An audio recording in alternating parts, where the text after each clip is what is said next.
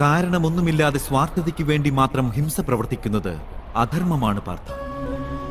വാസ്തവത്തിൽ അഹിംസയാണ് പരമമായ ധർമ്മം.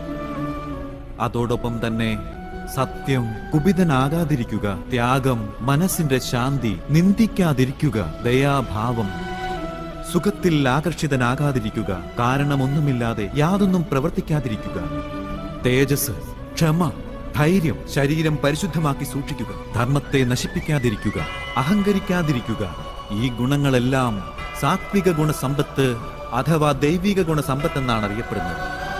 ധർമ്മ സംസ്ഥാപനാർത്ഥം കർമ്മഫല പ്രതീക്ഷകളെല്ലാം പരിത്യജിച്ചുകൊണ്ട് ജീവിതം നയിക്കുന്നവർക്ക് സംശയമേതുമില്ലാതെ നാം ഈ ജന്മത്തിൽ സന്തോഷം പ്രദാനം ചെയ്യുന്നു. മൃത്യുവിനു ശേഷം അവർക്ക് നമ്മുടെ ഹൃദയത്തിൽ സ്ഥാനം നൽകുന്നതുമാണ്.